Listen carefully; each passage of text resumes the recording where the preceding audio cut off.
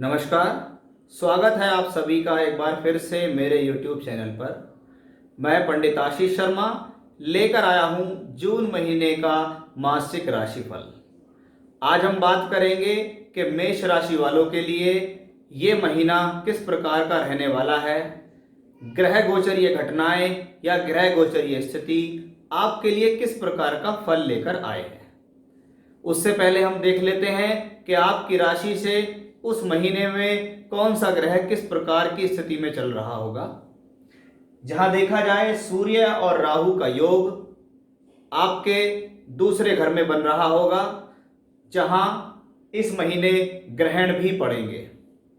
10 जून को भी ग्रहण पड़ेगा और 26 मई को भी ग्रहण पड़ेगा। साथ ही साथ बुध शुक्र की युति आपके पराक्रम भाव में बनी हुई है। बृहस्पति यहां लाभ भाव में उस दौरान संचरण कर रहे होंगे। शनिदेव वक्र गति स्थिति में गति के साथ चल रहे होंगे। केतु आपकी राशि से अष्टम में विराजमान है। मंगल नीच के हो जाएंगे, यानी कर्क राशि के अंदर अपना गोचर करेंगे। चलिए, ये तो थी एक ग्रहों की स्थितियां जिसके बारे में आपको मैंने जानकारी दी है। अब मैं आपको बताता हूं कि आपकी राशि से ये गोचरीय घटना आपको महीने में किस प्रकार का फल देने वाली है। सबसे पहले हम शुरुआत हमेशा राशि के मालिक से करेंगे। यहां हम देख रहे हैं कि आपकी राशि का जो मालिक है मंगल, वो कर्क राशि के अंदर विराजमान होकर चल रहा है। कर्क राशि जो मंगल की नीच की राशि है, और आप जब जब राशि का मालिक, क्योंकि आप अग्नि तत्व राशि के हैं, आपके अंदर जोश साहस की किसी प्रकार से कोई कमी नहीं है, और ये जोश साहस आपके मन के ऊपर प्रभाव देगा। यानी आने वाले समय में आपको अपने जोश, अपनी ताकत, अपनी साहस का सही जगह इस्तेमाल करना है। एग्रेशन के कारण आपको घर परिवार में तनाव नहीं करना है। ये स्थिति आपके स्वभाव में विचलन ला सकती है, मन के ऊपर विचलन ला सकती है। साथ ही साथ ये स्थितियां आपके परिवार से भी आपके मतभेद करा सकती है। पति पत्नी के रिश्तों को खराब करने का भी योग इस दौरान संभव दिखाई देता है। छटपटाहट के कारण, जोश और क्रोध के कारण आपको प्रॉब्लम आ सकती है, तो आपका उसका रखना होगा विशेष ध्यान, नहीं तो आप करेंगे अपना नुकसान। चाहे वो प्रोफेशनली नुकसान हो, चाहे वो घर परिवार के लोगों के साथ संबंधों का हो, तो उसका आपको विशेष रूप पे ध्यान देना होगा। धन की स्थिति के बारे में बात करें तो धन भाव पर ग्रहण लगेगा। सूर्य राहु वहां पर चल रहे होंगे। राहु काफी लंबे समय से चल रहे हैं और सूर्य भी वहां विराजमान है। यानी इस दौरान धन के खर्च की स्थितियां बढ़ेंगी। धन अनावश्यक कार्यों में खर्च हो सकता है, कुटुंब के लोगों के ऊपर खर्च हो सकता है, किसी परिवार के सदस्य को आपको पैसा देना पड़ सकता है।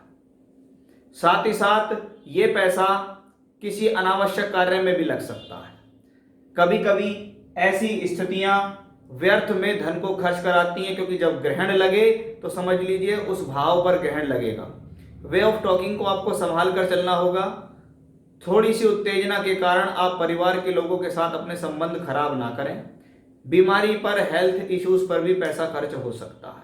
वहीं आपके धन के मालिक जो शुक्र हैं, वो पराक्रम भाव में विचरण कर रहे हैं। यानी पैसा बनाने के लिए आप लगातार मेहनत करते रहेंगे। वो मेहनत आपकी कामयाब होगी, इसमें भी कोई संदेह नहीं है। साथ ही साथ अगर हम देखेंगे कि बुध और शुक्र का संयोग बड़ा सुंदर आपकी राशि से तीसरे उसमें बनता है, जो कि साहस में वृद्धि करता है। व्यक्ति टूर से, ट्रैवलिंग से, यात्राओं से पैसा कमा सकता है। दूर के लोगों से जुड़कर, चाहे वो ऑनलाइन जुड़े, टेलीफोनिक तरीके से जुड़े, इंटरनेट के माध्यम से पैसा कमाएगा।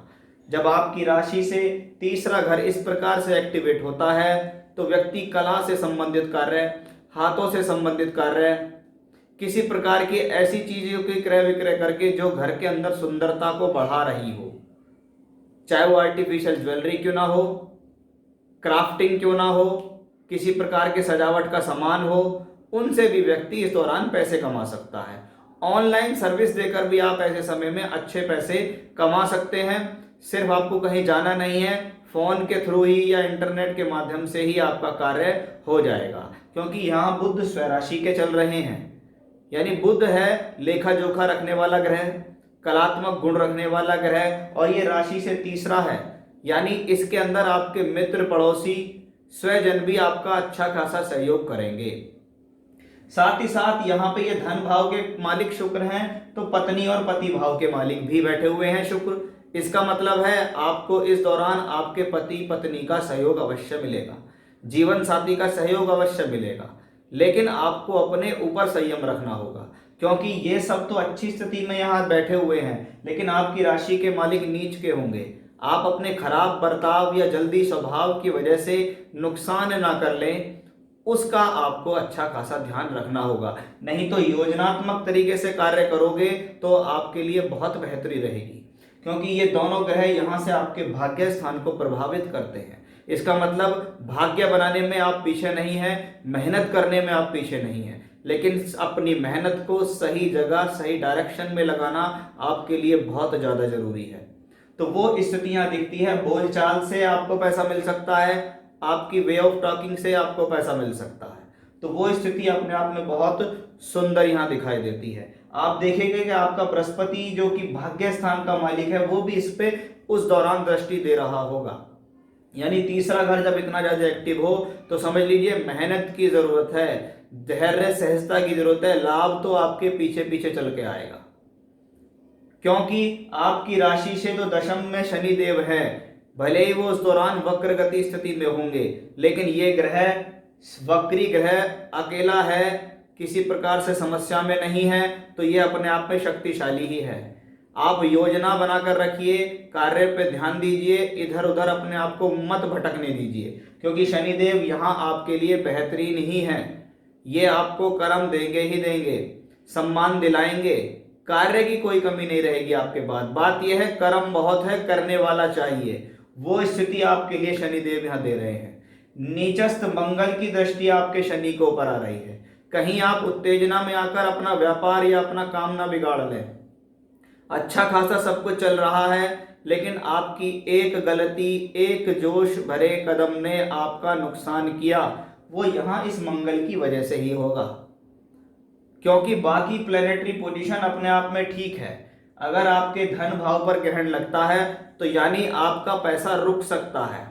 आपने कोई भी कार्य किया, आपका पैसा वहां रुक गया, पैसा फंस गया, कोई बात नहीं है। जब ये स्थिति यहाँ से ठीक होगी तो 50 दिन 60 दिन बाद आपका पैसा आपको वापस मिल जाएगा। तो उस पैसे को आप फंसा हुआ मरा हुआ ना माने, उस चीज पर काम लगातार करते रहे। उस पार्टी से जिससे आप काम कर रहे हैं उसके साथ अपने संबंधों को खराब ना करें, क्योंकि मंगल और शनि दोनों का प्रभाव आपके सप्तम पर आएगा।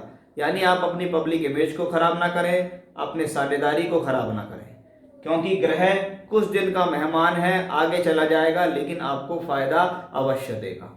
कर्म स्थान से पंचम पड़ता है आपका बुध, धन भाव जो है ये कर्म की बुद्धि भी कहलाती है। अब जैसी बुद्धि होगी वैसे ही ग्रह भी काम करेंगे। अगर बुद्धि में मलिनता है, बुद्धि में तेजी है, बिना सोच विचारे आप काम कर रहे हैं, तो आपको ये नुकसान देगा। नहीं तो ग्रह तैयार हैं, कर्म भाव ठीक है, साहस भी ठीक है, धन की स्थिति भी ठीक है, उत्तेजनाओं पर काबू रखना होगा। वहीं आपके भाग्य भवन के स्वामी बृहस्पति को देखिए कितनी अच्छी पोजीशन में चल रहे हैं। ये बृहस्पति लाभ के मालिक, लाभ भाव में बैठे हैं, भाग्य स्थान के मालिक होते हैं।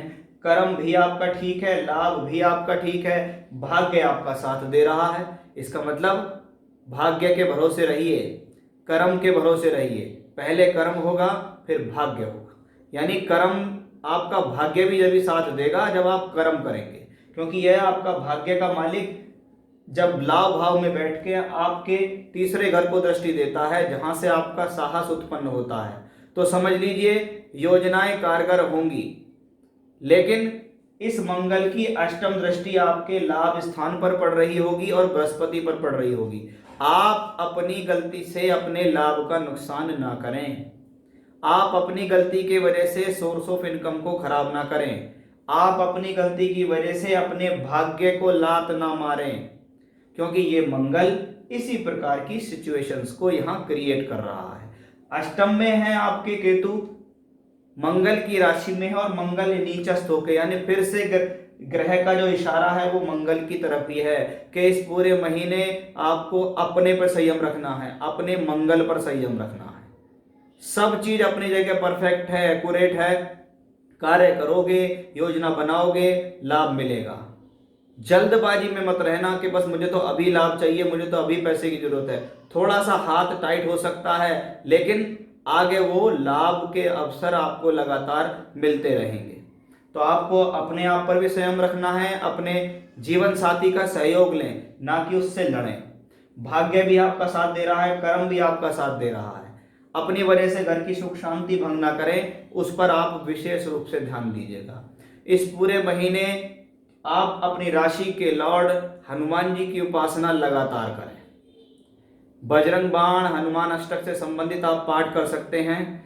शनिवार की शाम को चमेली के तेल का दीपक जला के सुंदर कांड का पाठ करना भी आपके लिए बेहतर रहने वाला है, क्योंकि किसी भी प्रकार से कोई कमी नहीं है। आपकी बुद्धि स्थान के मालिक भी देखिएगा धन भाव में है। भले ही राहु केतु एक्सेस पे हैं, थोड़ी सी प्रॉब्लम दे देंगे, लेकिन बुद्धि से धन तो आ ही रहा है, योजनाओं से धन तो आ ही रहा है। वो यहाँ साफ तौर पर स्पष्ट आता है। तो जितना ज्यादा उपाय ही है अपने आप में एक ये कि अपने ऊपर धैर्य रखना, जल्दबाजी से बचना, क्रोध से बचना, हनुमान जी की पूजा करना, ये सब अपने आप में एक ऐसे उपाय हैं जिन्हें अपने ऊपर अपनाकर आप जीवन में सफलता हासिल कर सकते हैं। तो जून का महीना आपके लिए खुशियां ही लेकर आ रहा है। बनिस्पत आपको अपने ऊपर कितना संयम है और आपको अपने ऊपर कितना भरोसा है, वो देखने वाली बात है। तो फिर से नए विषय के साथ आपके सामने मैं हाजिर होऊंगा। तब तक के लिए बने रहिएगा मेरे साथ। नमस्कार।